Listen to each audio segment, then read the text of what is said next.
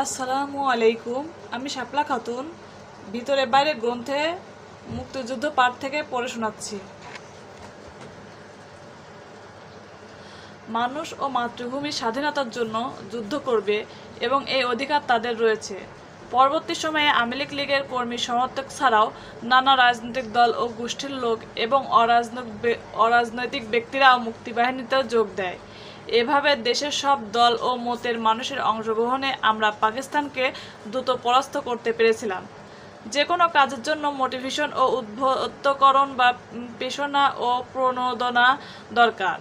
যদিও কোনো ব্যক্তি, গোষ্ঠী, দল বা দেশের মধ্যে প্রণোদনার অভাব থাকে, তবে সেই ব্যক্তি, গোষ্ঠী, দল বা দেশের দ্বারা কৃত কোনো কাজের সুফল পাওয়া যায় না। মুক্তিযুদ্ধ সরাসরি অংশ নেওয়ার জন্য অসংখ্য ছাত্র, কর্মচারী, ব্যবসায়ী, কৃষক, শ্রমিক, সাধারণ মানুষ সীমান্ত অতিক্রম করে ভারতের প্রশিক্ষণের জন্য আসে।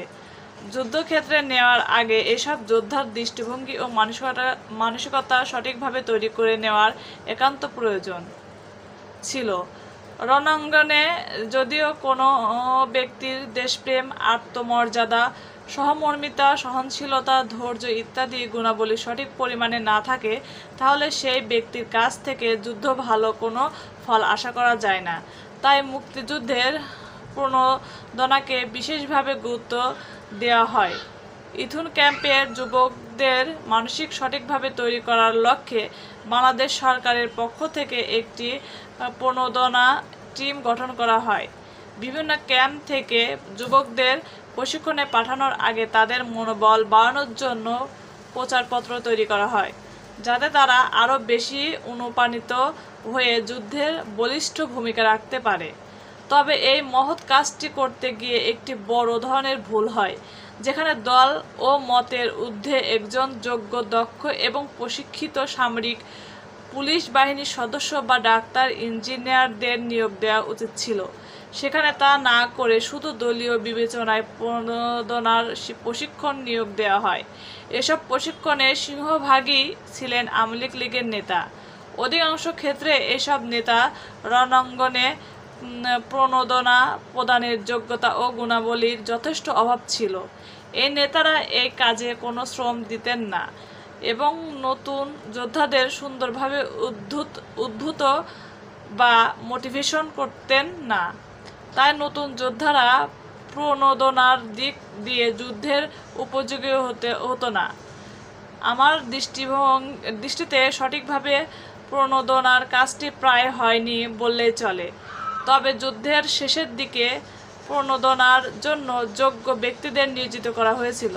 ততদিনে যে ক্ষতি হওয়ার সেটা হয়ে গিয়েছিল। আমি শুধু ফরিদপুরে MNA ওবায়দুল রহমানকে এই কাজে যথাসাধ্য চেষ্টা করতে দেখেছি। প্রশিক্ষণে মোটিভেশন বা উদ্বুদ্ধকরণের বিষয়টি যে গুরুত্ব পাচ্ছে না বা অলক্ষ্যে থেকে যাচ্ছে, তা আমাদের বেশ চিন্তিত করে।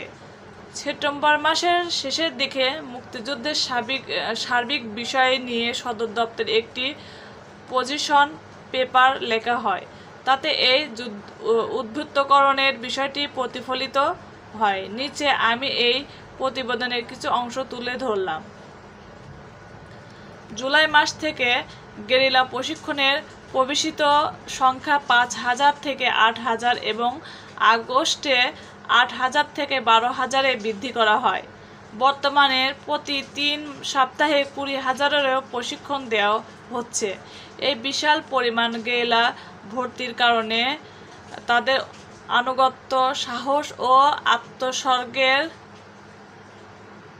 মতো ব্যক্তিগত গুণাবলীর প্রতি যথাযথ মনোযোগ দেওয়া হয়নি।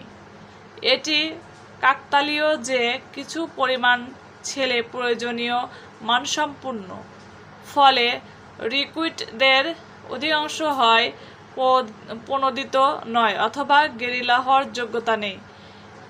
এতে ফল দাঁড়িয়েছে, কিছু গেরিলা ভিতরে গিয়ে মূলত অসৎ উদ্দেশ্য নিয়ে, যেমন লুট, হত্যা, ডাকাতি ইত্যাদি, এবং আমাদের মুক্তিযুদ্ধের প্রচণ্ড ক্ষতি করছে। কিছু দল ভেতরে গিয়ে প্রায় তাদের অস্ত্রগুলো ব্যক্তিগত নিরাপত্তার জন্য রেখে দিচ্ছে এবং কোনো অভিযান পরিচালনা করছে না। ছেলেদের একটি বড় অংশ একেবারে তাৎপর্যহীন কিছু কাজ করছে, যা যুদ্ধের কোনো সাহায্য করছে না, যেমন টেলিফোনে তার কেটে দেওয়া। শতকরা মাত্র 10 থেকে 15% ছেলে সত্যিকার অর্থে যথাযথ অভিযান পরিচালনা করছে। তবুও ভেতরের সংগঠন ও নেতৃত্বের অভাবে এর সার্বিক প্রভাব প্রায় নগণ্য। চূড়ান্ত বিচারের ভেতরে কিছু গেরিলা অভিযানে আংশিকভাবে হলেও উল্টো ফল হচ্ছে এবং সাধারণ মানুষ আমাদের বিরুদ্ধে চলে যাচ্ছে। গেরিলা যুদ্ধ সম্পর্কে আমাদের অনেকেরই ধারণা, গোপনে গাছের আড়াল থেকে একটি বা দুটি গুলি ছুড়লেই গেরিলা যুদ্ধ হয়ে যায়। আসলে তা নয়। গেরিলা যুদ্ধ হলো খুবই সংগঠিত এবং বিশদ পরিকল্পনার সাহায্যে পরিচালিত যুদ্ধ। গেরিলা যুদ্ধের প্রধানত দুটি দিক রয়েছে। প্রথমত, যুদ্ধের সার্বিক পরিস্থিতি বিবেচনা করে গেরিলারা পরিকল্পিত ও ঝটিকা আক্রমণের শত্রু বাহিনীকে বিধ্বস্ত করবে।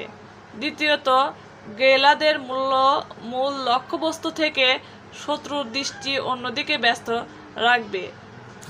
চোরাগোপ্তা আক্রমণ করে শত্রুকে সব সময় ব্যস্ত রাখবে। শত্রুর যোগাযোগের পথ ও মাধ্যমকে ধ্বংস করবে। তাদের চলাচলে বিঘ্ন ঘটবে। শত্রুর বিপক্ষে নৈতিক প্রচারণায় চালাবে ইত্যাদি। গেরিলা যুদ্ধে আরেকটি বৈশিষ্ট্য, গেরিলারা তাদের সকল কর্মকাণ্ড সাধারণ মানুষ বা স্থানীয়দের সহায়তায় গোপনে থেকে বা স্থায়ীদের মধ্যে মিশে গিয়ে দ্রুত ও অতর্কিত আক্রমণ করে শত্রুকে নাজেহাল করবে এবং আক্রমণের পরপরই স্থান ত্যাগ করবে।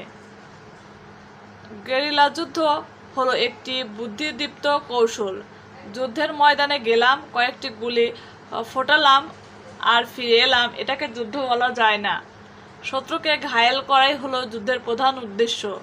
তবে যুদ্ধের ময়দানে একজন যোদ্ধাকে কৌশলগতভাবে খুব সতর্ক আর তীক্ষ্ণ হতে হয়। যুদ্ধে শত্রুকে চিহ্নিত করে যেমন বিজয়ী হওয়া যায়, তেমনি নিজেও পরাজিত হয়ে ধ্বংস হয়ে যাওয়ার আশঙ্কা থাকে। যুদ্ধ হচ্ছে একটি কৌশল নির্ভর অভিযান বা আক্রমণ, যেখানে প্রতিটি ছোটখাটো বিষয় এবং প্রতিটি মুহূর্তকে নিখুঁতভাবে ব্যবহার করা হয়। অর্থাৎ যুদ্ধ নিশ্চিত শক্তি আর অস্ত্রের ব্যবহার নয়, বরং আরও বেশি কিছু। যুদ্ধের সময় একজন যোদ্ধার বুদ্ধি, দূরদর্শিতা, অস্ত্রের সঠিক ব্যবহার সম্মিলন ঘটাতে হয়। তা না হলে শত্রুকে সহজে ঘায়েল করা যায় না।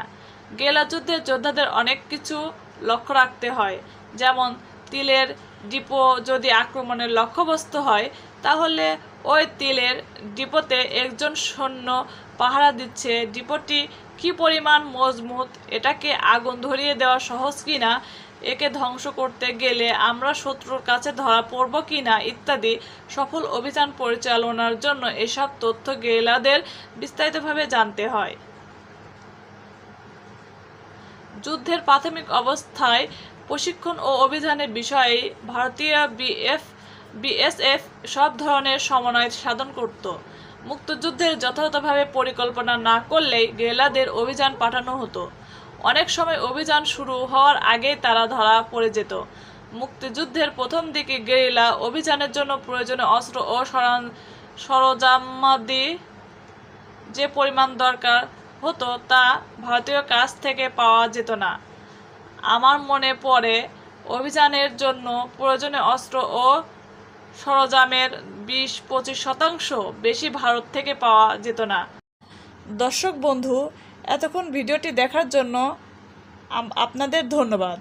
পরবর্তী ভিডিওটি দেখতে চাইলে আমাদের চ্যানেলটি সাবস্ক্রাইব করে বেল বাটনটি অন করে দিবেন।